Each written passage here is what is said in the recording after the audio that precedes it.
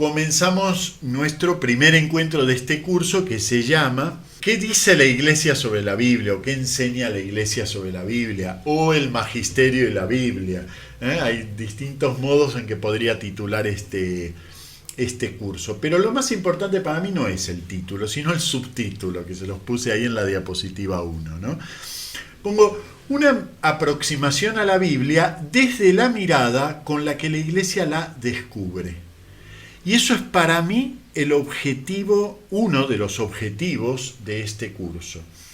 Normalmente tenemos una idea así del magisterio como una cosa fría y técnica, ¿no? La Iglesia tiene aquí un tremendo libraco que es su interpretación auténtica de la Biblia, que lamentablemente no lo publica, pero cuando alguno dice una cosa que es inconveniente, saca el libraco y de página 450, esto se interpreta así. Bueno, pues la Iglesia jamás ha interpretado así la Biblia, jamás. Jamás ha hecho ese tipo de acto de magisterio. La Iglesia más bien a lo largo de sus 2000 años ha ido descubriendo la Biblia. No es que ya la tenía, bueno, el apóstol Pedro ya sabía todo lo que se podía saber sobre la Biblia, solo que como nosotros no lo sabemos tardamos 2000 años. No, no es así. La propia Iglesia ha ido descubriendo la Biblia. Hay una hermosa frase de Pío XII en la Divino Aflante Spiritu, la segunda gran encíclica que se dedica al tema bíblico solamente, que habla de los biblistas con una frase que por primera vez el magisterio es tan tierno con nosotros, ¿no? Dice, estos esforzados operarios de la viña del Señor, ¿no? Y es muy linda, ya la voy a citar en su contexto y ya vamos a ver por qué dice esa frase, ¿no?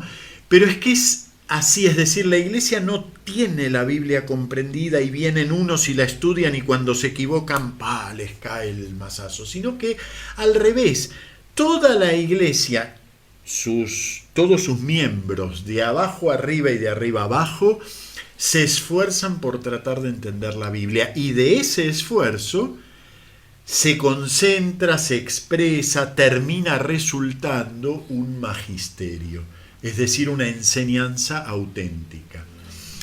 Hoy precisamente de todos los puntos que vamos a ir tocando en estas 8 clases, precisamente vamos a tomar uno que a mí me parece, si se lo sabe ver bien, que a mí me parece que es justamente uno que nos da el ejemplo de cómo la mirada de la Biblia la mirada de la Iglesia va descubriendo la Biblia, va encontrando cosas que no sabía sobre ella. Entonces el magisterio, ¿qué significa esto del magisterio bíblico de la Iglesia? O incluso yo les diría el magisterio en general de la Iglesia. ¿Qué significa? Significa, fíjense, hay una promesa de Jesús, que es el Espíritu os llevará hacia la verdad completa. ¿Hay algún momento en que nosotros podamos decir, ya está la verdad completa? Bueno, en realidad el magisterio son esos momentos en los cuales damos un salto y estamos un poquito más cerca de la verdad completa, que nunca será completa hasta el reino, hasta la visión de Dios, porque si fuera de otro modo sería ridículo, ¿no? Que podamos llegar a la verdad completa, pero que no esté Dios aquí exactamente visible para todos nosotros, eso sería ridículo. Él es la verdad completa. No hay una fórmula que sea la verdad completa, sino que Él lo es. Es Él, su realidad, la que es la verdad completa. Bueno, entonces, de todo lo que se puede estudiar sobre el magisterio, nosotros nos quedamos con el magisterio bíblico, porque a la vez que conocemos el magisterio, pasamos también a conocer un poco más la Biblia, desde una mirada en particular, la mirada con la que la Iglesia se acerca magisterialmente a ella.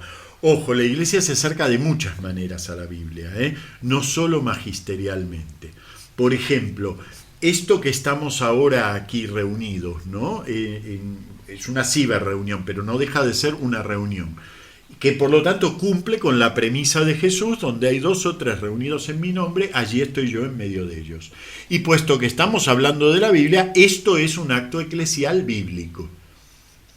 Cuando rezamos el oficio de lecturas, también por Skype, es un acto eclesial bíblico. Cuando vamos a la misa y escuchamos lecturas de la Biblia, es un acto eclesial bíblico. Es decir, que el magisterio no es el único modo con el que la Iglesia se acerca a la Biblia. Pero evidentemente es un modo muy peculiar, porque es un modo que siempre nos da la impresión de que ya está todo comprendido, ¿no? Y entonces la Iglesia saca una encíclica y explica.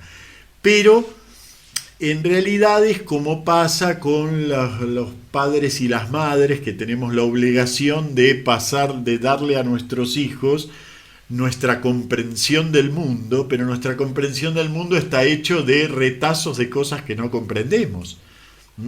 Bueno, eso mismo le pasa a la Iglesia. Por eso les digo, desde la mirada con la que la Iglesia la descubre, porque al enseñarnos la Biblia también la está descubriendo, y al fijar en fórmulas determinados descubrimientos también avanza en ese llegar a la verdad completa de la que habla el Evangelio de Juan.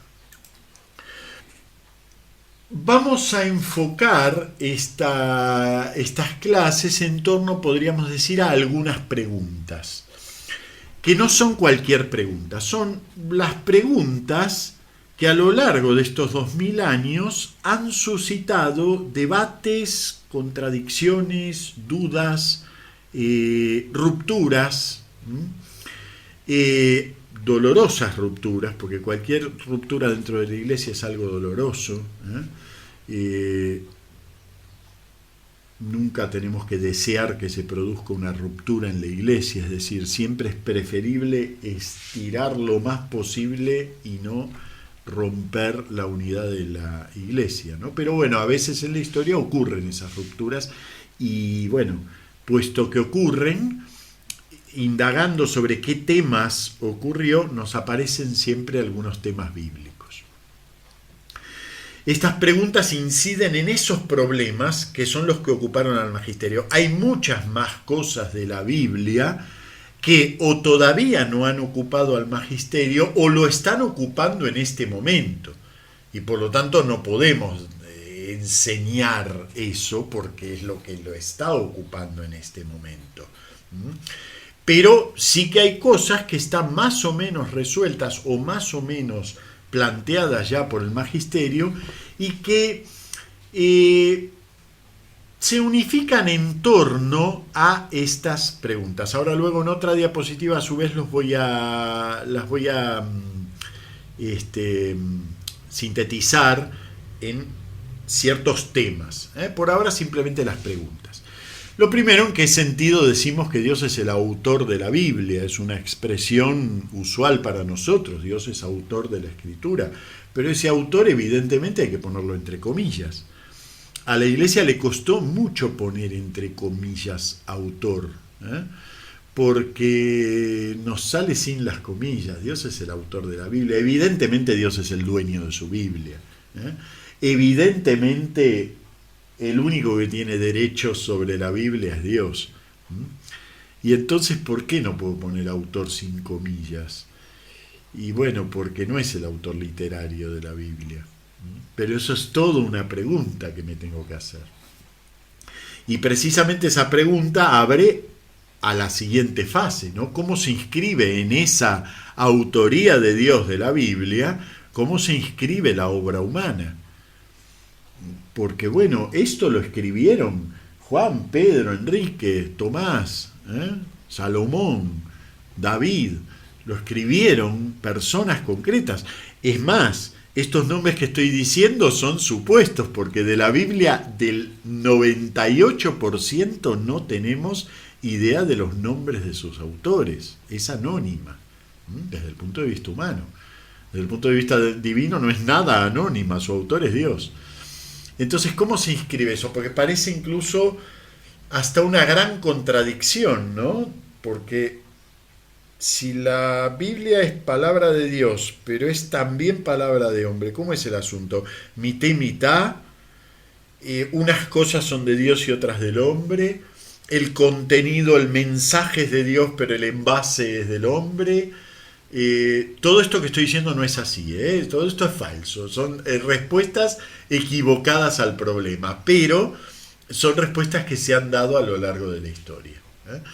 Bueno, precisamente por eso el magisterio, en un determinado momento, que no es hace mucho, en un determinado momento empezó a preguntarse esto de la autoría. Y más o menos podemos decir que llegó a ciertas fórmulas en la Constitución Apostólica Dei Verbum del Concilio Vaticano II, apoyada en el Concilio Vaticano I y en la encíclica Divino Afflante Spiritu de Pío XII, llegó a ciertas fórmulas que le permiten hoy tener un poquito mejor articulado esto de Dios y hombre.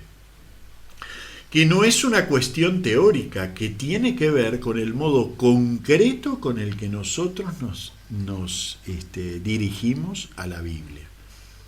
Cuando vamos a discutir, por ejemplo, sobre un tema religioso, ustedes pueden ver algunos web católicos, que les dicen, sobre este tema ya está claro en la Biblia y por lo tanto, punto.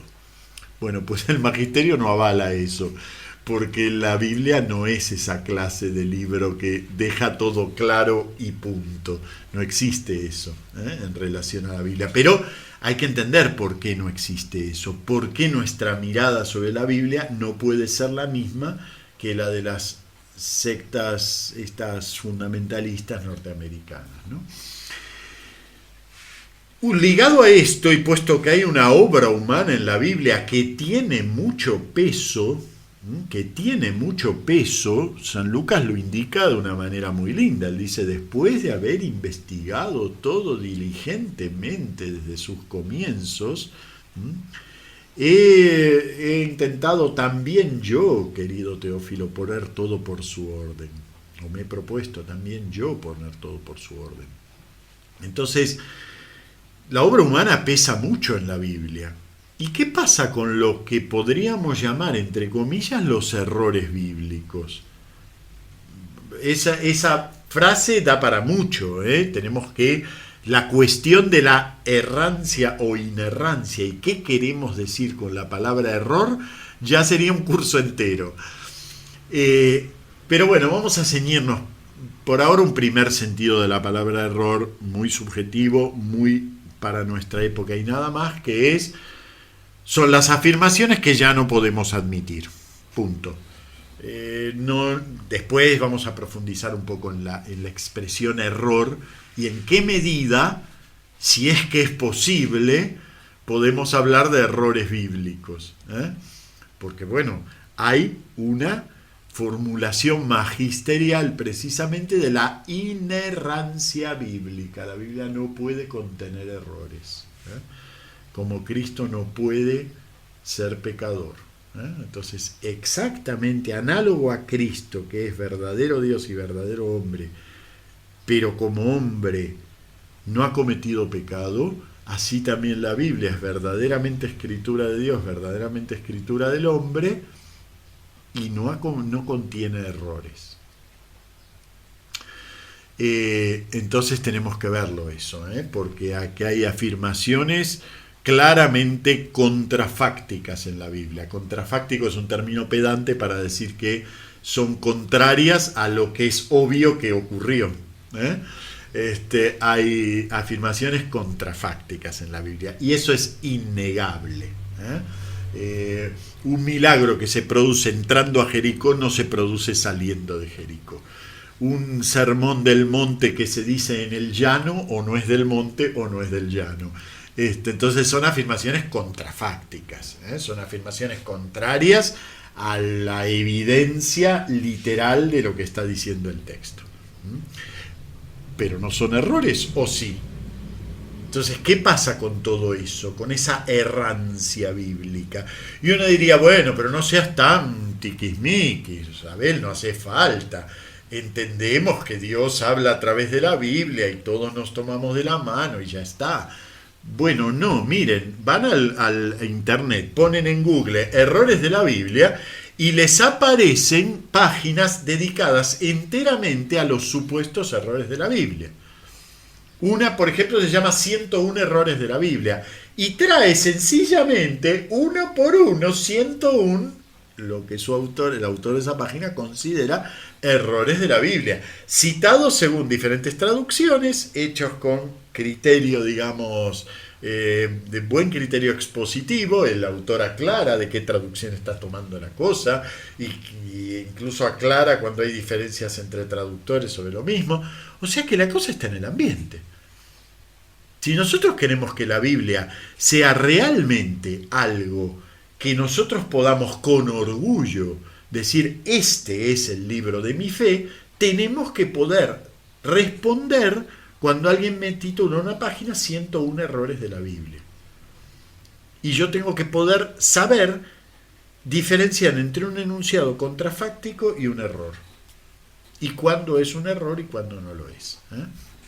Bueno, eso lo veremos específicamente, pero ven, es un problema y que el magisterio se ha ocupado, aunque a veces se ha ocupado de una manera un poquito como hace a veces el magisterio, ¿no? Que en el medio de una disputa se pone ancho y pega un par de golpes y entonces el año 1890, 94, va a decir la iglesia, bueno, la Biblia carece absolutamente de errores, punto.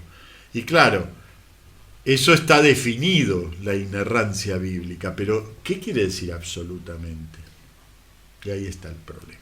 Bueno, unido a esto, otra cosa que la quise separar como pregunta, que es si tiene contradicciones la Biblia. Una cosa es un error y otra una contradicción, aunque todo entra dentro del tema de la errancia bíblica, pero ¿tiene contradicciones la Biblia? Si por ejemplo, el libro de Samuel, capítulo 8, dice que Dios permitió que los israelitas instituyeran la monarquía, se los permitió considerándolo un pecado. Israel con eso lo estaba abandonando a Dios. Pero 1 Samuel 9 dice que la institución de la monarquía es un específico acto de salvación que Dios hace sobre su pueblo. He escuchado el clamor de mi pueblo y sus gritos han llegado hasta mí, y entonces bajo e instituyo un rey. Eso es contradictorio, no es lo mismo.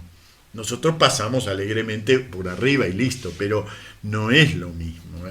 Una cosa es que algo se instituye contra Dios y otra cosa es que algo lo instituye Dios. Así de claro. Son contradicciones. Ya les mencioné una antes, el Sermón del Monte, el Sermón del Llano. San Agustín decía, muy simplificadamente, San Agustín decía que después que bajó del monte pronunció de nuevo el mismo sermón.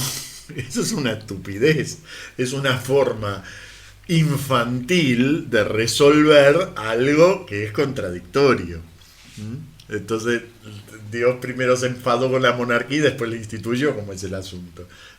Bueno, la Biblia está llena de esos enunciados que a primera vista son contradictorios. No son exactamente errores, porque cualquiera de las dos posturas puede ser cierta. En sí mismo no son un error cada una de ellas, pero resulta que están adentro de la misma Biblia. Entonces son contradictorias y son problemáticas. Bueno, yo cito dos así en el aire, pero me gustaría llegar a detalles un poquito más exactos, es decir, que en algún momento me permitan hacer un catálogo de estas contradicciones y de estos errores, porque normalmente no los hacemos, queremos pasar ahí de puntillas por todo esto, y hay que animarse a hacerlo, porque la Biblia, yo sinceramente les digo, yo estoy orgulloso de mi Biblia, ¿no? Para mí la Biblia es junto con la Eucaristía, es el gran regalo de Dios al hombre, ¿no? Entonces, pero estoy orgulloso en serio, no orgulloso mientras no la miro. Bien. Y última pregunta, que es tan importante, ¿no? ¿Es la Biblia un punto de encuentro o de desencuentro en el diálogo ecuménico? Fíjense, bueno, eso ya hoy afortunadamente, 50 años después del Concilio Vaticano II, los católicos tenemos un poquito más, no sé cuántos decibeles más, pero tenemos un poquito más de conciencia de que la Biblia está para el creyente y para ser leída y para ser comprendida, y que no es un libro solamente para el clero, que no hace falta ningún permiso especial para leerla, al contrario, la Iglesia nos invita todo el tiempo a leerla. Pero eso, sabe, todos nosotros, que somos gente grande, tenemos experiencia de que eso no fue así hasta hace muy poco tiempo. Leer la Biblia era cosa de protestantes. ¿Sí? Entonces, si eres protestante, bueno, entonces la Biblia, porque ustedes solamente tienen la Biblia, ¿eh? Pero nosotros, como tenemos mucho más, entonces la Biblia podemos no leerla, ¿no? Pero claro, ahora la Iglesia nos dice, no, mira, esa visión, aunque fue la visión de la propia enseñanza de la Iglesia, esa visión hoy no la podemos tener. Pero resulta que cuando vamos a la Biblia, nos encontramos con que han pasado 500 años, y este no es un año cualquiera, el 2017, ¿eh? Como saben, son los 500 años de la Reforma Luterana. Entonces han pasado 500 años en los cuales la Biblia ha sido un punto de desencuentro.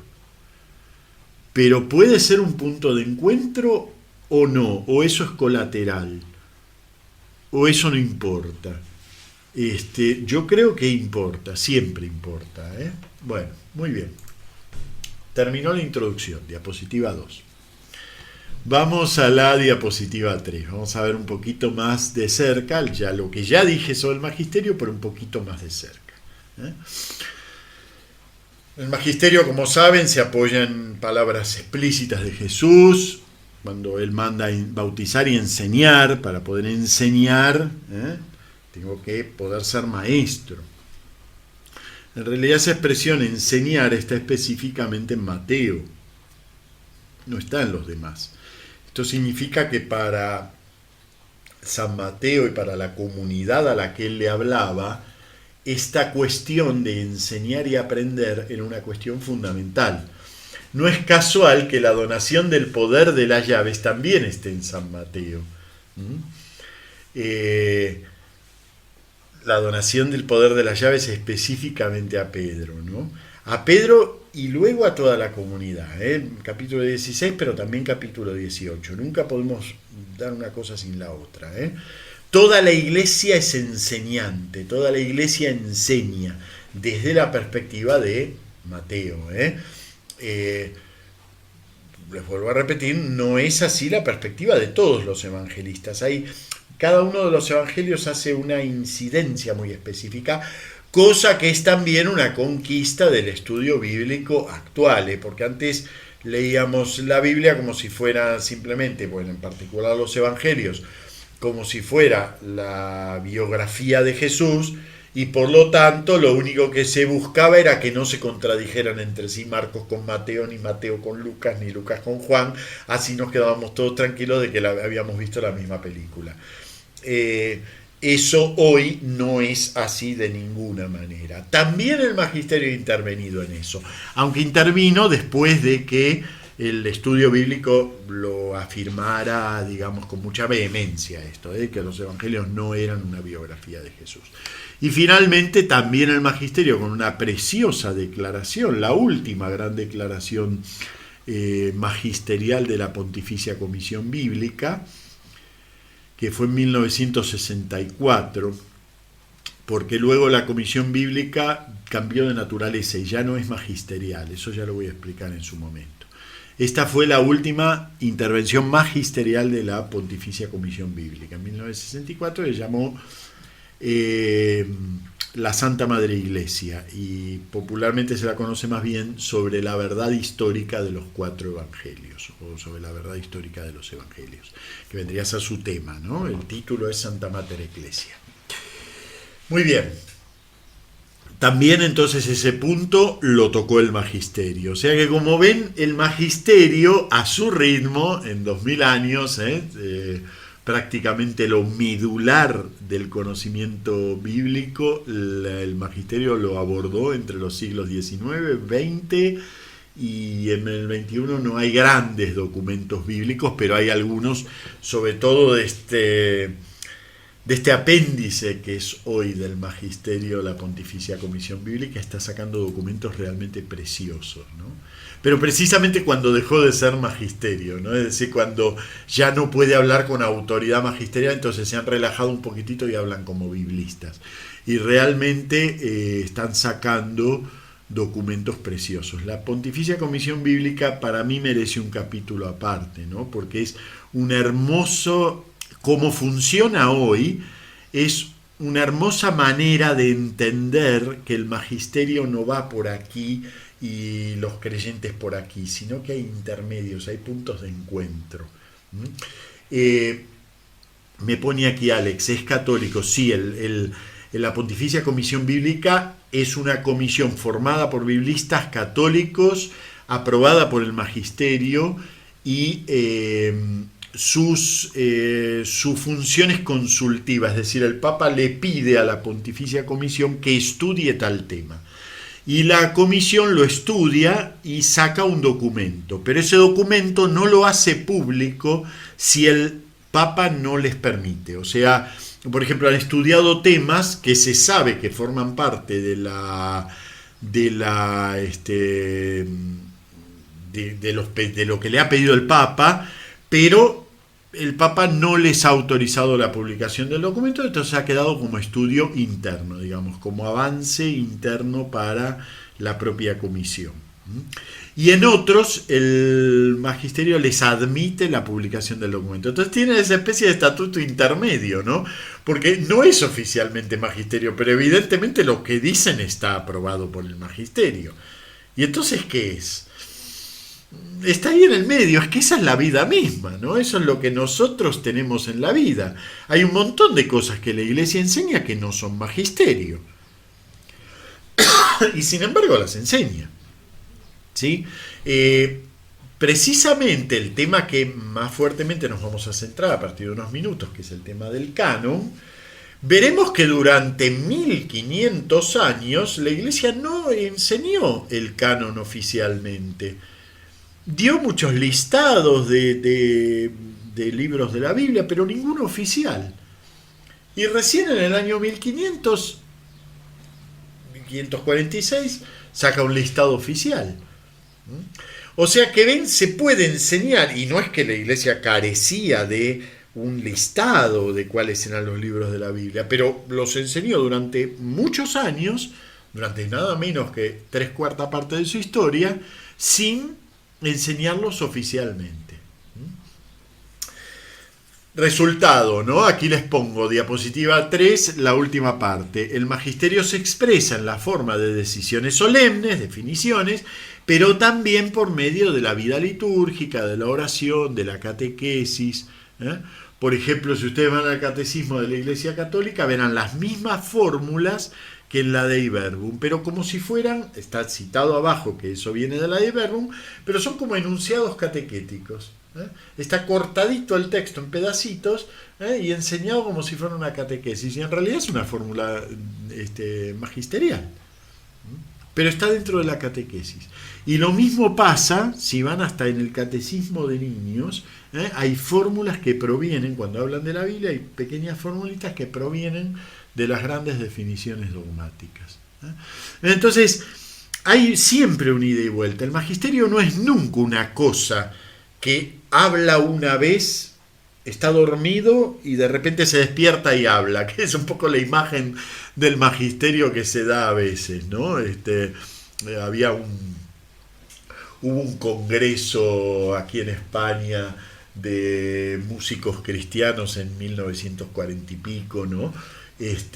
Y que, bueno, entre otras cosas, entre las grandes cosas a las que llegaron de conclusión, es que le iban a pedir al Papa que les cambie de patrono porque Santa Cecilia, bueno, se había estudiado que en realidad ella no aceptaba los instrumentos, al contrario, en la pintura ay, no me sale ahora. Bueno, en la pintura tradicional sobre Santa Cecilia ella está rechazando los instrumentos, no aceptándolos, de Leonardo, perdón. Eh, entonces, claro, le iban a pedir al Papa que les cambie de patrono. Bueno, eso es apelar estúpidamente al magisterio. El magisterio no está para eso. El patrono es un santo al que uno le reza y el santo te responde. Entonces, si pierdes las llaves y le rezas a San Antonio y las encuentras, la próxima vez que pierdas las llaves vas a volver a rezarle a San Antonio, porque te ayudó a encontrarlas. Pero eso es un patrono. No lo define el magisterio, no es objeto de enseñanza de la iglesia quién es el patrono de la música. Bueno, un poco a veces la idea que tenemos del popular, del magisterio, y esto era un congreso de músicos católicos, ¿no? Pero un poco la idea popular que tenemos del magisterio es que es una cosa ahí, que está un monstruo ahí que está dormido, pero que cuando estamos peleándonos por algo, vamos, lo despertamos, él define y se vuelve a quedar dormido. Bueno, de eso no se trata el magisterio. Por eso a veces la frustración de muchos católicos cuando el magisterio no interviene, ¿no? Y dicen, pero ¿cómo no interviene si ahí hay un teólogo que está diciendo que... Y el magisterio no interviene, y entonces le mandan cartas al Papa para que intervenga. No es esa la realidad del magisterio. El magisterio no está para... no lo sabe todo.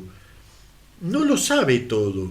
El magisterio arbitra desde luego en ciertas discusiones, pone freno desde luego a ciertos excesos, enseña positivamente cuestiones que va estudiando y va comprendiendo, pero el magisterio es esa potencia de toda la iglesia,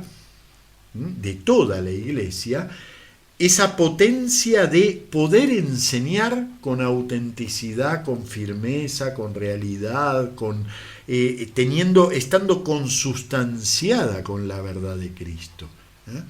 Por eso me gustaría que leamos las dos veces que Mateo habla del asunto. En Mateo 16, 18 le dice: yo te digo que tú eres Pedro y sobre esta piedra edificaré mi iglesia y las puertas del Hades no prevalecerán contra ella. A ti te daré las llaves del reino de los cielos, y lo que ates en la tierra quedará atado en el cielo, y lo que desates en la tierra quedará desatado en el cielo. Y luego en Mateo 18, 17 va a decir Jesús: yo os aseguro, y aquí se refiere a toda la comunidad, no le está hablando a los 12, está hablando a todos los discípulos. Dice: todo lo que atéis en la tierra quedará atado en el cielo, y todo lo que desatéis en la tierra quedará desatado en el cielo. Os aseguro también que si dos de vosotros se ponen de acuerdo en la tierra para pedir algo, sea lo que fuere, lo conseguirán de mi Padre que está en los cielos, porque donde hay dos o tres reunidos en mi nombre, allí estoy yo en medio de ellos. Es preciosa esta sección, pero fíjense que eso es idea también del magisterio, o sea, el magisterio es una cosa fluida, es toda la iglesia en tanto que es maestra. No se concentra ni en solamente los obispos, ni en solamente los concilios, ni en solamente, mucho menos, solo en Pedro. Magisterio es toda la iglesia cuando está enseñando.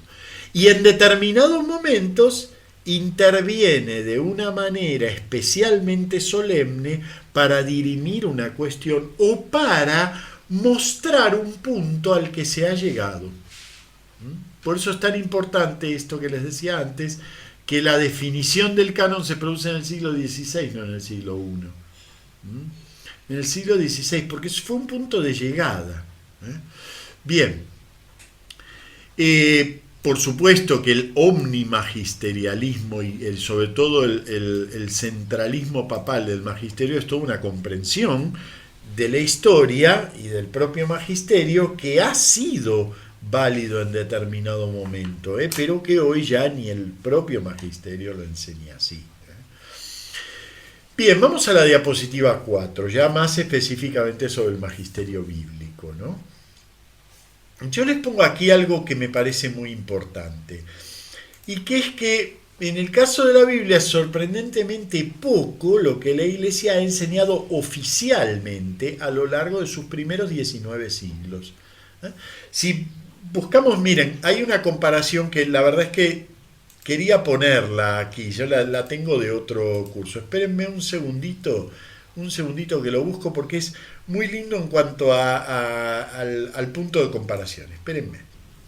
Hay un libraco que se llama el Enquiridion Bíblico. El Enquiridion Bíblico es un libro de no sé cuánto es esto, serán unos 10 centímetros de lomo, es muchísimo.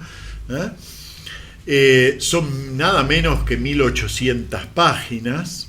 1800 páginas. Enquiridion Bíblico es el conjunto de todas las intervenciones magisteriales o cuasi magisteriales, es decir, que aunque no fueran definiciones solemnes, son definiciones que tienen un valor de magisterio, producidas por la Iglesia sobre el tema bíblico desde su día 1 hasta hoy. Eso es el Enquiridion Bíblico. Es desde luego una herramienta de trabajo para cualquiera que estudia la Biblia ya de una manera, digamos, oficial. Para un biblista, por ejemplo, el Enquiridion Bíblico es fundamental. Porque allí está todo lo que la Iglesia considera que es magisterio oficial sobre la Biblia. Hay una edición última se mandó a hacer a principios del siglo XX, y salió en 1900, me parece que 27, la primera edición. Pero luego la BAC, la edición, produjo en castellano una nueva edición muy completa que incorpora todo lo que viene,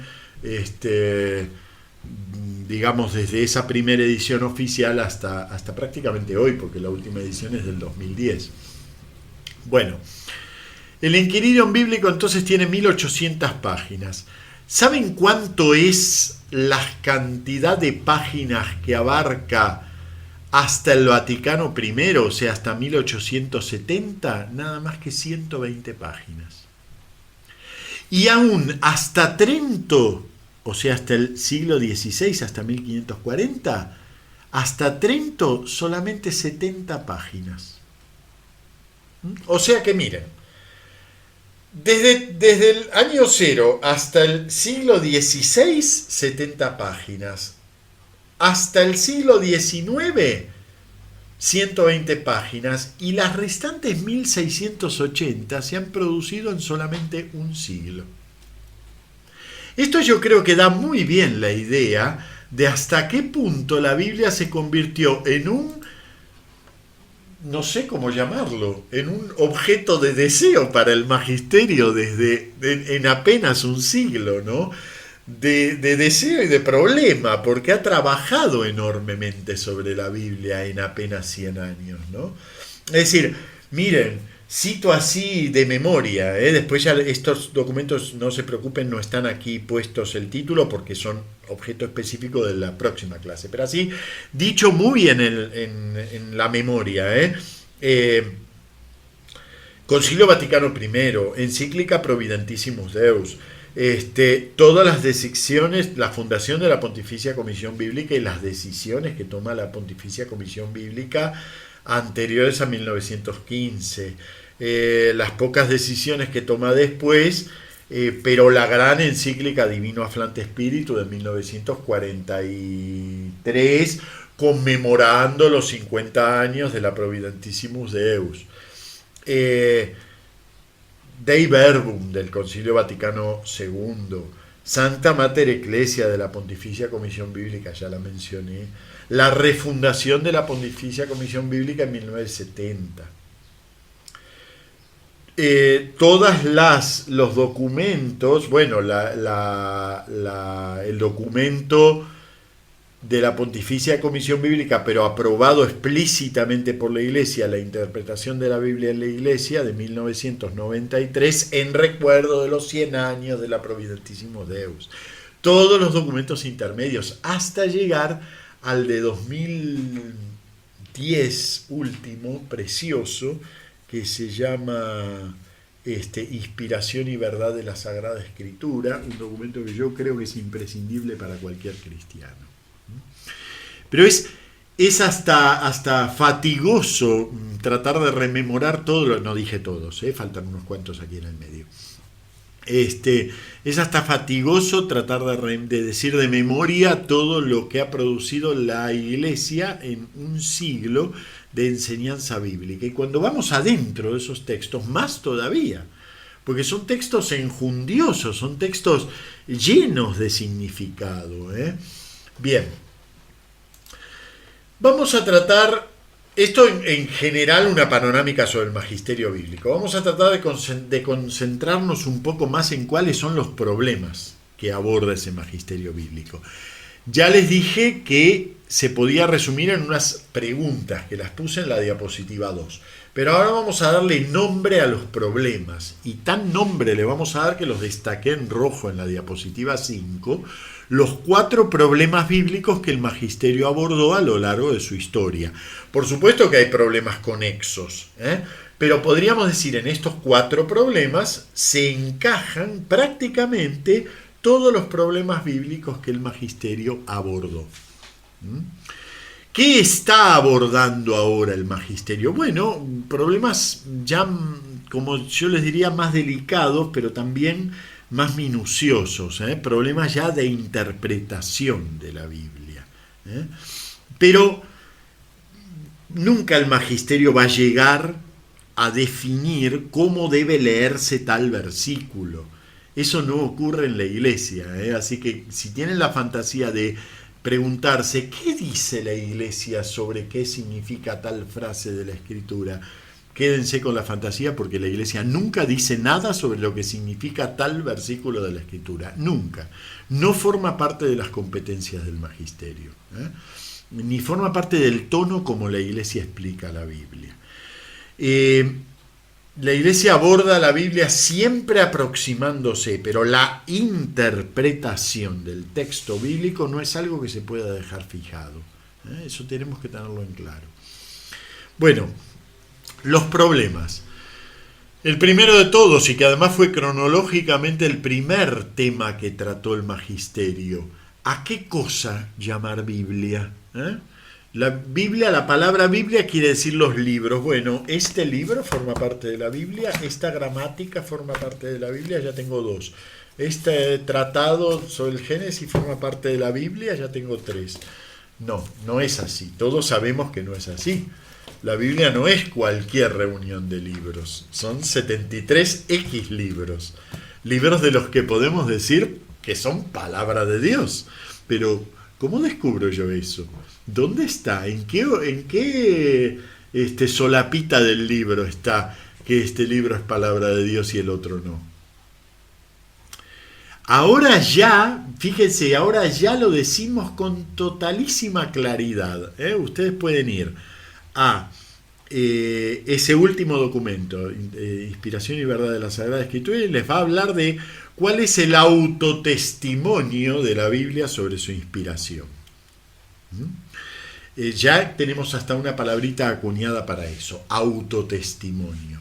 Pero en realidad los libros, bueno, el resultado de ese capítulo de este documento es que no hay un autotestimonio de cada libro acerca de su propia inspiración.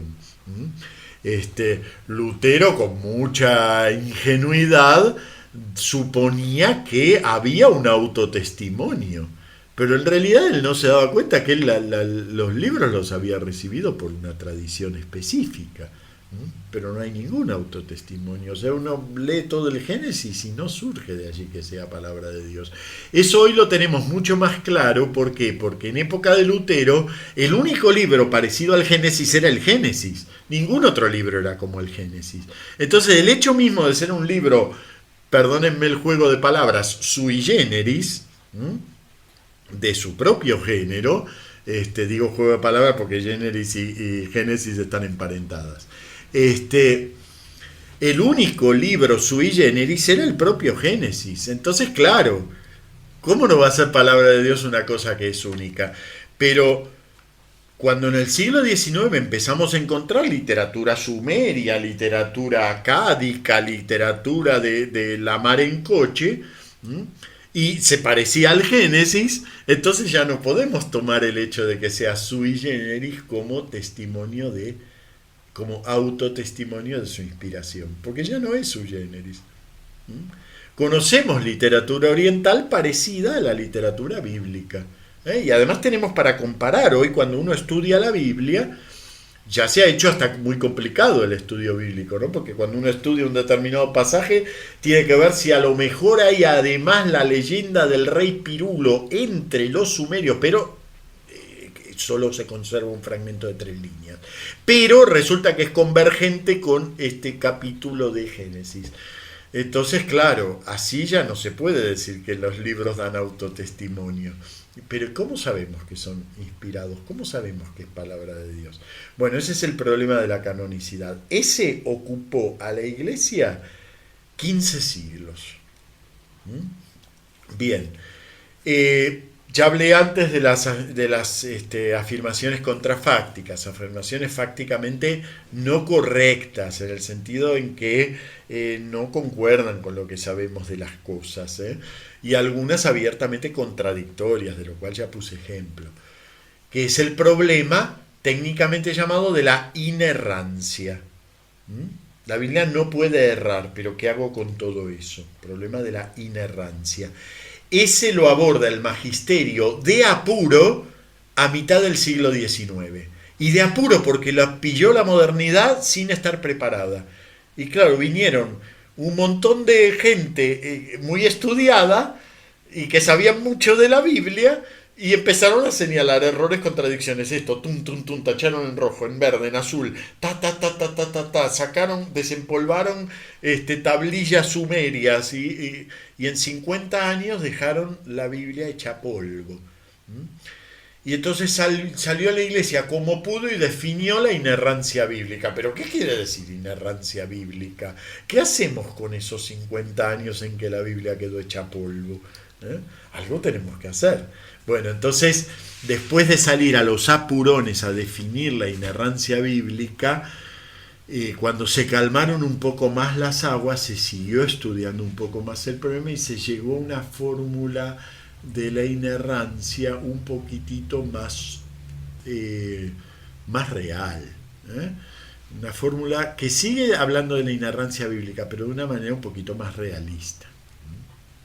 Bueno, pero lo que pasa es que el problema de la inerrancia está ligado a muchos otros problemas sobre la naturaleza misma de la Biblia. Bien, entonces ese es el tercer problema. Decir que la Biblia es palabra de Dios nos pone ante la necesidad de redefinir el término palabra, les pongo aquí. ¿Por qué? Porque la palabra es una realidad propia del mundo de los hombres. No hay, miren, Descartes, el gran iniciador de la modernidad, el gran filósofo de la modernidad, en su primer libro de filosofía moderna, que es el Discurso del Método, libro precioso, porque además pretendía ser, y lo sigue siendo, pretendía ser filosofía popular. Por primera vez en la historia a un filósofo se le ocurrió que podía hablarle a la gente que mientras tomaba el té en la plaza, ¿no? Sigue siendo un libro así, se puede leer perfectamente. En el Discurso del Método, una de las cosas que afirma muy interesantes es que nunca va a haber ni máquinas ni máquinas ni animales que hablen. O sea, el loro en realidad no habla, el loro articula palabras, pero no habla. Y el delfín se comunica, pero no articula palabras en nuestro sentido. Y el robot articula las palabras, pero las tiene grabadas. Así que ninguno tiene propiamente palabra. La palabra es una cosa del hombre. Palabra y hombre, casi les diría que son lo mismo. Palabra y hombre. Hay un poeta que dice: somos una conversación y podemos entendernos unos a otros. Poeta del siglo XVIII. Fines del XVIII, inicios del XIX. Hölderlin. Somos una conversación y podemos entendernos unos a otros. Entonces, claro, la palabra es una cosa tan humana que decir palabra de Dios puede sonar hasta contradictorio si uno realmente piensa en lo que está diciendo cuando dice palabra. Ahora, si con palabra solamente queremos decir una articulación de sonidos, pues eso puede ser de Dios, puede ser del robot de la esquina, puede ser del mono, puede ser, pero no es eso. La palabra no es eso. Entonces, cuando uno dice palabra de Dios, está en realidad redefiniendo el término palabra. Pero resulta que si la Biblia no es palabra de Dios, entonces no tiene autoridad, porque ¿por qué yo voy a moldear toda mi vida articulada en una palabra que es de un hombre como yo? ¿Con qué autoridad me manda la Biblia que yo, por ejemplo, no sé, cualquier cosa de las que me manda la Biblia, no voy a entrar en polémicas ahora, pero bueno, vamos a tomar los judíos antiguos, así no polemizamos. ¿En qué medida no iban a privarse de comer un conejo porque la Biblia se los prohibía? Si carece de autoridad, si lo dijo un hombre como yo.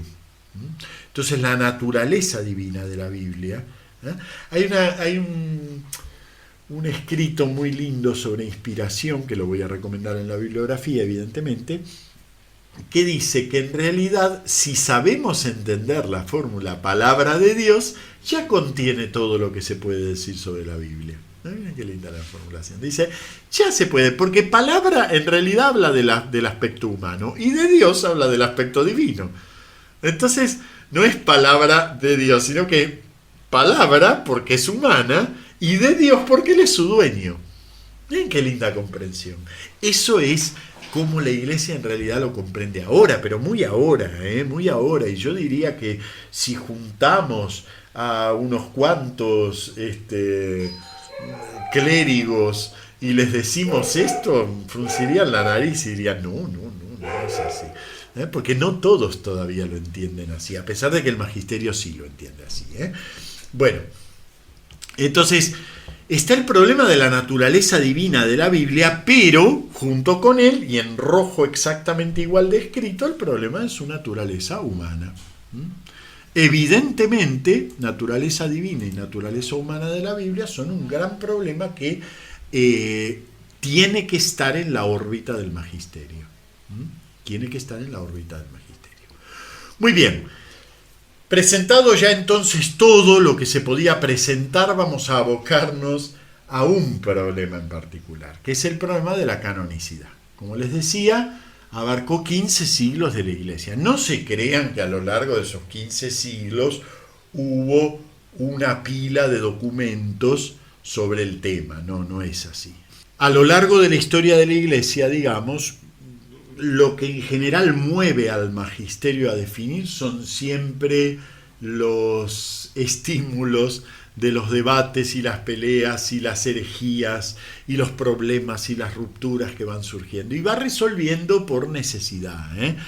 Lamentablemente a veces lo hace muy a las apuradas, como hizo con el tema de la inerrancia, que fueron intervenciones así como decir, bueno, a ver, hubo un incendio, vamos, abramos todas las aguas disponibles y chao, mojamos todo porque lo hicimos demasiado apurado. En otras ocasiones trabaja con un poquito más de lentitud y de tranquilidad. En este caso, bueno, son 15 siglos de lentitud y tranquilidad que han dado, por suerte, un cierto asentamiento del tema, porque si 15 siglos no sirven para asentar el tema, ya no sé. Lo primero que tuvo que resolver la Iglesia eran dos grandes problemas. Una herejía, por un lado, el marcionismo. El marcionismo, que surge en el siglo II, pretendía borrar con todo el pasado, con todo el Antiguo Testamento. El Antiguo Testamento pertenece a otra cosa, a otro Dios. El Dios malo del Antiguo Testamento, que sale a batallar y a pelearse y a condenar y a quemar y a todo eso. Mientras que nosotros tenemos un Dios bueno, dulce. Bueno, esa caricatura que les estoy diciendo es del siglo XIX, no es del siglo II. Pero más o menos el marcionismo era el mismo. Es decir, claro, es un dualismo. Un dualismo de una clase muy especial. Un dualismo de una clase muy especial. Un dualismo que opone dos momentos de la historia, pero en realidad pone una oposición adentro mismo de Dios. Y entonces, ese marcionismo, ¿qué hacía? Reducía la revelación. En el fondo, agarraba una tijera y recortaba las partes que nos gustan. Es decir, si Jesús dice, vengo a traer un fuego sobre la tierra y cómo deseo que esté ya ardiendo, no, eso no me gusta, es muy violento. Si nos dice, bueno, el reino de Dios solo se alcanza con la violencia y solo los violentos entran en él, no, eso no, porque yo soy pacifista, yo sigo a Cristo versión Gandhi, entonces no. Pero si me dice, mirad los lirios del campo, las aves del cielo, entonces eso sí me gusta. Y así hacía el marcionismo. Esto ya les digo, es caricaturizado lo que yo les digo ahora. ¿Por qué? Porque en realidad el marcionismo sigue muy vigente. La idea de que Dios sí tiene que amoldarse a nuestros criterios y no nosotros a los de Él, sigue muy vigente. En la práctica el marcionismo rompía la revelación en pedacitos y se quedaba, fíjense con qué poco, se quedaba con el Evangelio de Lucas, algunas cartas de San Pablo y algunas que hacía pasar por cartas de San Pablo. Unas cartas de tipo gnóstico que precisamente avalaban el marcionismo y que se ponían en el canon. El marcionismo actuó además en el corazón de la Iglesia de Occidente, nada menos que en Roma. Marción fue el hijo de un obispo oriental que el propio padre lo excomulgó en su iglesia de origen y se vino a Roma. Era un hombre muy preparado, no era el hijo de un obispo, nada menos. Ojo que los obispos al principio tenían hijos. Durante unos cuantos siglos los obispos tuvieron esposas e hijos. Bueno, este era el hijo de un obispo y era un hombre preparado. O sea que no decía gansadas, pero venía con unas ideas que la Iglesia se retrajo y dijo, no, esto no puede ser cierto, no puede ser así. Pero ven, no puede ser así, pero no sabemos en realidad cómo hacer para definir. Entonces, hay tentativas de listados canónicos. Y ustedes me dirán, pero eso es muy fácil. Le preguntaban a los judíos cuáles eran los libros de la Biblia y listo. Pero resulta que los judíos tampoco lo sabían. Porque nadie se había ocupado hasta ese momento de hacer una lista de cuáles eran los libros de la Biblia. Nada, se recibía así la Biblia como venía y por lo tanto esa era la Biblia. Pero de repente venía un hombre muy preparado y nos daba unos cuantos argumentos de por qué este evangelio sí, pero el otro no. ¿Y por qué esta carta que la encontré yo? Sí, pero la carta, esa que hemos leído varias veces en la iglesia, no. Y claro, no había una lista hecha. A su vez venían también los gnósticos, que en vez de recortar la Biblia, lo que hacían era llenar la Biblia de libros de dudosa procedencia. El Evangelio de Mengano, el Evangelio de Sutano y la carta de Perico a los laodicenses.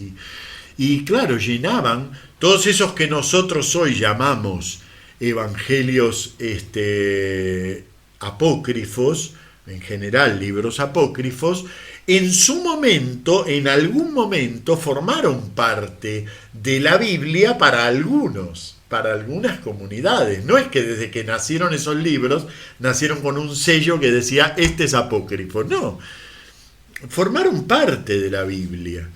No oficialmente de la Biblia, porque ya les digo, no había ninguna Biblia oficial.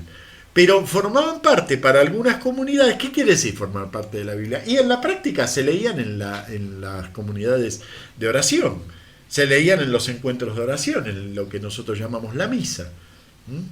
Entonces, se leían algunos libros que eran de dudosa procedencia y traían doctrinas que no parecían muy acordes.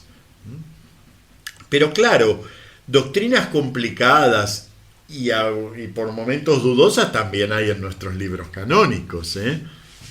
Si no, miren el capítulo 20 del Apocalipsis. Por algo se resistió durante muchos siglos. En muchas iglesias se resistió la entrada del Apocalipsis por ese capítulo 20. que habla de un reino de 1000 años, en el que Jesús reina primero con todos sus santos y después recién viene el reino definitivo. Y eso, hoy de hecho eso es una herejía. A los primeros siglos no era una herejía, pero ahí le andaba. Entonces, ¿cómo leer un libro que contiene precisamente una afirmación así? Bueno, ese problema es la canonicidad. Se resuelve recién en Trento en la sesión cuarta en 1546, pero nosotros no vamos a empezar por el final, vamos a empezar por el primer testimonio. Diapositiva 7.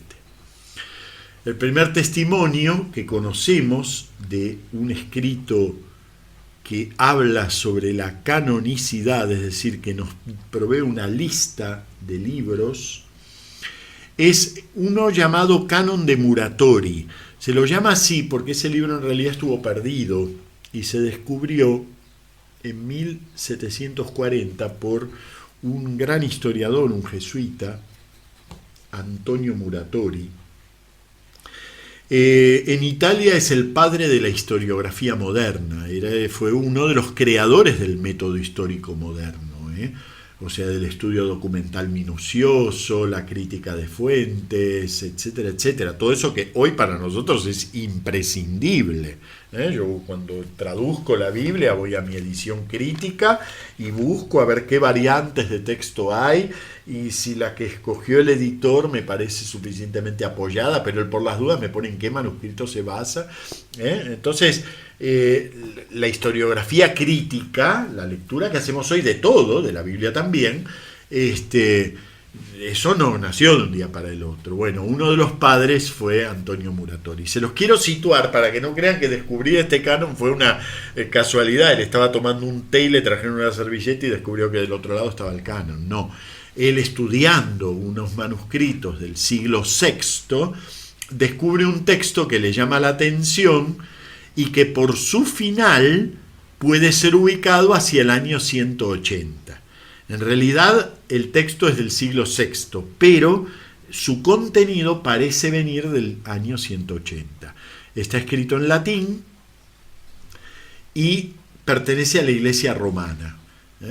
Por el final, por lo que dice al final, una referencia que permite situarlo en época, parece provenir entonces del año 180. Y contiene una lista rota de lo que en la Iglesia de Roma se leía del Nuevo Testamento.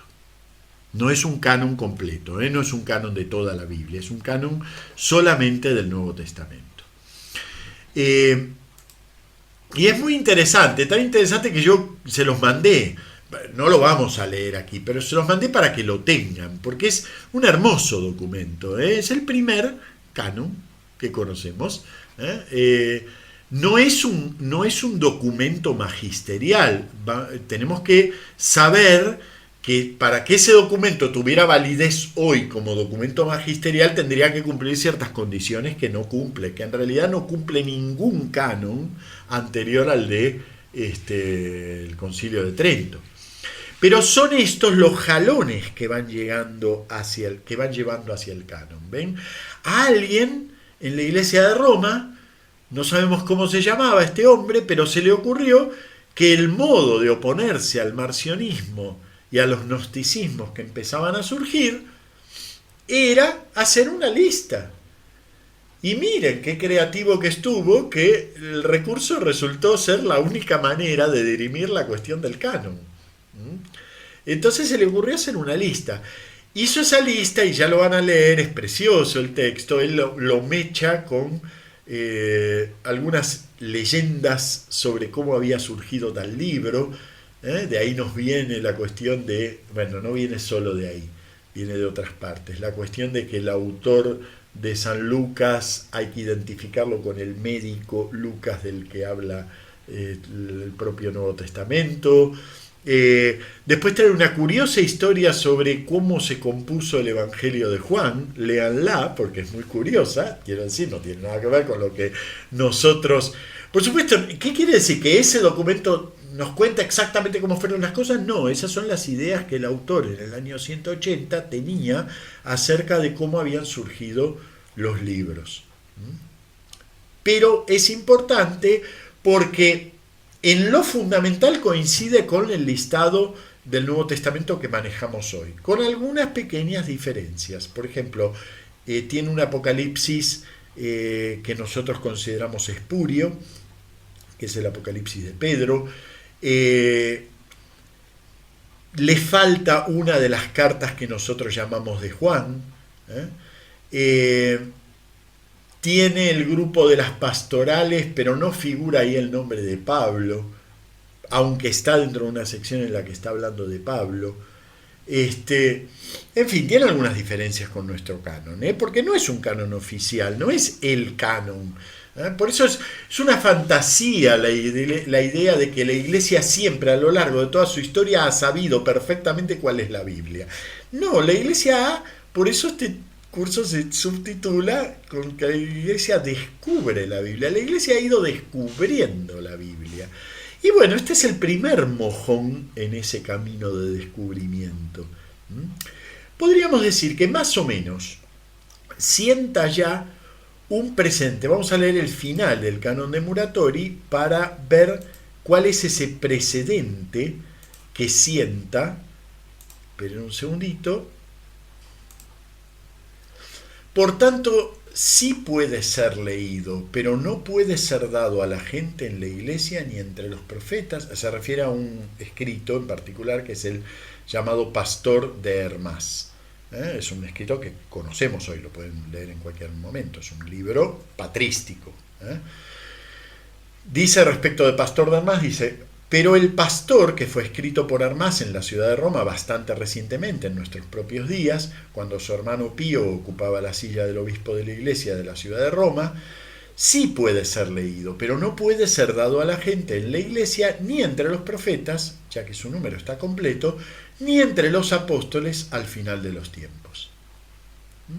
Y miren, sienta un criterio doble para un determinado libro, ¿no? Dice, puede ser leído en la iglesia. O sea que poder ser leído en la iglesia es un signo de ortodoxia. Pero no puede ser incluido ni entre los profetas ni entre los apóstoles al final de los tiempos.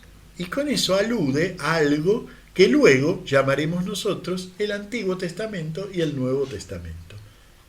El Antiguo es el libro de los profetas y el Nuevo es el del final de los tiempos. ¿Por qué aquí no lo llama así? Porque no existían esos nombres. Faltan 3 siglos para que el Antiguo Testamento y el Nuevo Testamento se llamen así. No se llaman así todavía. Bueno, 3 siglos no, pero falta siglo y medio. No se llaman así todavía, no se llaman de ninguna manera. Las escrituras santas son una cosa que todavía no tiene una unidad y todavía nadie sabe bien cómo ponerle límites. Pero ven, van apareciendo criterios. Siempre se ha leído, eso es un criterio. Se ha leído, pero no proviene de época apostólica, ese es otro criterio. No estaba entre los profetas, ese es otro criterio. ¿Ven cómo aparecen criterios? Bien, aquí por ejemplo como curiosidad para cuando lo lean, que no se les pase por encima, como curiosidad dentro del canon del Nuevo Testamento él pone el libro de la sabiduría, que nosotros lo incluimos dentro como libro del Antiguo Testamento. De hecho, lo consideramos el último libro en escribirse del Antiguo Testamento, año 50 a.C. aproximadamente. Pero para este compilador, para el anónimo autor de este canon, sabiduría forma parte de los libros del Nuevo Testamento. De hecho, es un libro que prácticamente es de carácter intertestamentario, porque sus ideas ya tienen mucho que ver con el clima espiritual al que dio lugar la composición, digamos, del Nuevo Testamento. Bueno, ese es el primer testimonio. Les vuelvo a repetir, no es un testimonio magisterial obligatorio, es decir, de hecho la Iglesia no tiene el mismo canon del que habla Muratori, pero ya nos muestra el surgimiento de criterios, empieza a aparecer la mirada esa. con la que la Iglesia mira a sus libros. Bien, luego algunas etapas contadas, muy, muy por encima, pero no hay muchas más, porque no hay muchas miradas más. Hay listados completos de libros que abarcan tanto el Antiguo como el Nuevo Testamento en algunos concilios locales, sobre todo los más importantes, que fueron los concilios locales del norte de África. En Hipona en 393, en Cartago el tercer concilio local de Cartago del 397, y otro más de Cartago, no en esta numeración, no se sabe qué numeración sería, del 419, o sea, es posterior al tercero, pero no lo podemos numerar porque no hay datos intermedios. En todos ellos se aprueban listas que coinciden con nuestra lista actual. Eso no quiere decir que sean decisiones del magisterio, porque son concilios locales. Lo que pasa es que la Iglesia trabajó así durante siglos. O sea, los concilios ecuménicos no fueron muchos. No fueron muchos. En total fueron 21. Entonces, y además no van uno por siglo, porque hay siglos en donde hubo más de uno. Y después hubo muchos siglos en donde no hubo concilios ecuménicos. Entre Trento y Vaticano I no hubo ninguno. Y los separan 4 siglos. Así que hubo 21 concilios ecuménicos, que serían los concilios de los que se puede esperar una definición solemne. Pero tampoco se produjo en cualquier concilio una definición solemne del canon. Hubo estas decisiones que, con su prestigio, porque los concilios locales del norte de África fueron concilios muy prestigiosos, con su prestigio orientaron a la cristiandad en esos siglos. Y se puede decir que no hubo grandes diferencias en el listado de libros. ¿Qué es lo debatido? Lo debatido es si el Antiguo Testamento hay que leer solamente los libros que provienen de lengua hebrea, como opina San Jerónimo y varios padres más, o también se pueden leer otros libros, y no solo leerlos, sino específicamente leerlos como inspirados, como palabra de Dios, otros libros que provienen del canon de la Biblia griega de los 70. Y que por lo tanto no se conoce su original hebreo. No quiere decir que no tengan original hebreo, pudieron haberlo tenido, pero no se lo conoce. Por ejemplo, libro del Eclesiástico, hoy llamado Siracida, sí tuvo original hebreo. San Jerónimo, de hecho, llegó a conocer el original hebreo, pero se perdió ese original hebreo. Se volvió a encontrar al fin de la modernidad casi, o sea, no me acuerdo ahora, perdón, no me acuerdo el dato, no lo tomen como dato exacto, no me acuerdo si se encontró en el siglo XIX o en el XVIII, pero bueno, ahí, en la modernidad, se volvió a encontrar. Pero de hecho, la Iglesia no lo entiende como libro de original hebreo. Siempre lo ha conocido a partir del libro griego, que está en los 70, en la traducción griega de los 70. Entonces, es un libro que en realidad proviene de ese segundo canon. A los libros que provienen de ese segundo canon, que es el canon de los 70, y son exclusivos de allí, o la Iglesia los conoce por ese canon, se los llama deuterocanónicos, o sea, libros del segundo canon. Mientras que los que vienen del original hebreo directo y la Iglesia los conoce como provenientes del canon hebreo, se llaman protocanónicos, o sea, libros del primer canon. Bueno, los libros protocanónicos son 39 y los libros deuterocanónicos son los que la Iglesia en la actualidad acepta, son 7. En realidad los deuterocanónicos que están en los 70 son más de 7. Pero la Iglesia acepta 7. Entonces, 39 más 7, 46. Ese es nuestro Antiguo Testamento hoy.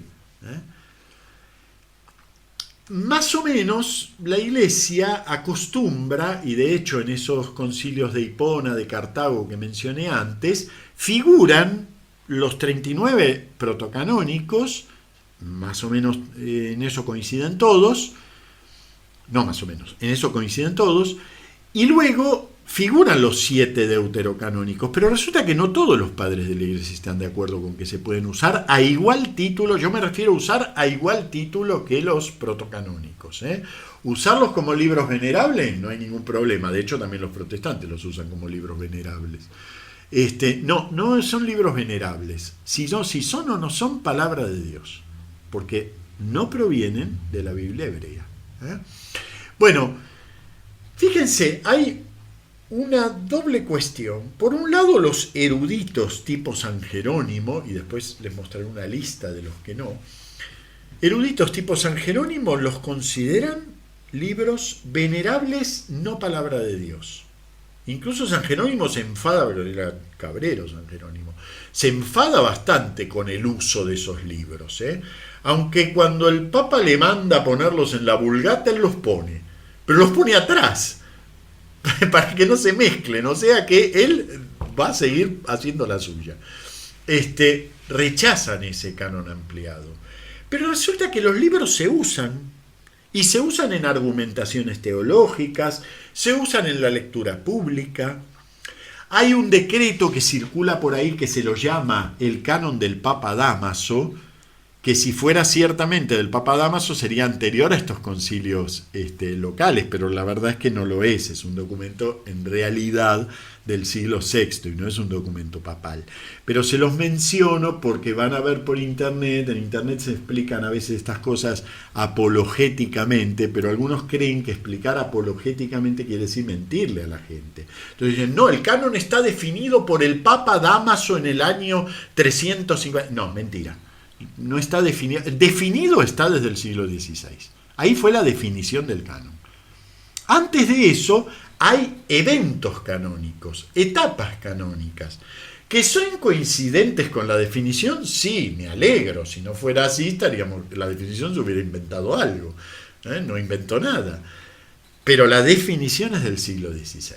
Y en particular, ese documento llamado del Papa Dámaso no es del Papa Dámaso, ni es del siglo IV, es del siglo VI, que también es un lindo testimonio del canon. En particular sería bueno que los apologetas que utilizan eso como argumento, porque todo esto va en realidad contra los protestantes, ¿no? Para decirles, porque ustedes sacaron 7 libros de la Biblia. Cuando nació el protestantismo no había definición estricta de lo que era la Biblia, porque la definición es 20 años después. Así que nadie sacó ni puso nada. Se atuvieron a una discusión en curso. Y como nos peleamos tirándonos cosas por la cabeza, entonces cerraron la puerta y se fueron. Y se llevaron una Biblia que no coincide con la nuestra definida. Pero nadie quitó nada ni agregó nada. Era una discusión en curso.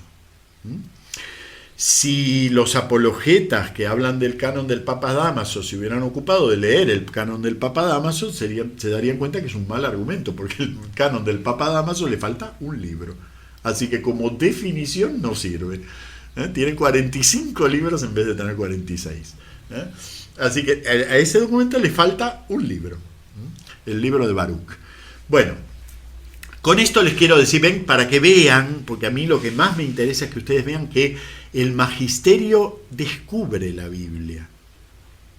La enseña, pero porque primero la descubre. Y le cuesta trabajo descubrirla, y le cuesta peleas. Puso por ahí Alex hace un ratito, hay sangre, sí, hasta sangre.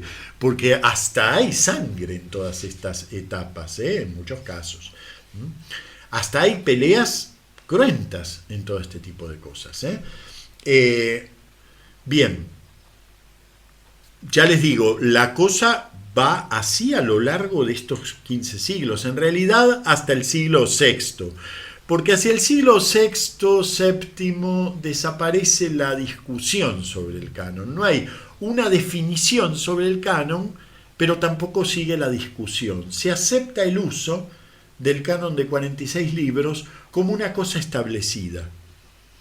Incluso circula esta lista del Papa Dámaso como una lista auténtica y un tal concilio de la Odisea local que pasa como definición dogmática general. Se acepta, sin que continúe la discusión. Más o menos en el medioevo se trabajó con una lista de 46 libros, más o menos. Eso es casi uniforme, salvo algunos, porque la postura de San Jerónimo tenía mucha autoridad en la iglesia. Entonces, aunque a regañadientes él incluyó los deuterocanónicos, pero su posición sobre el tema seguía siendo influyente. Bien, vamos a tener que cortar aquí por la hora. La próxima vez retomamos desde las diapositivas la madurez, la época de la Reforma y la definición misma. Y ya de ahí nos abrimos a nuevos problemas.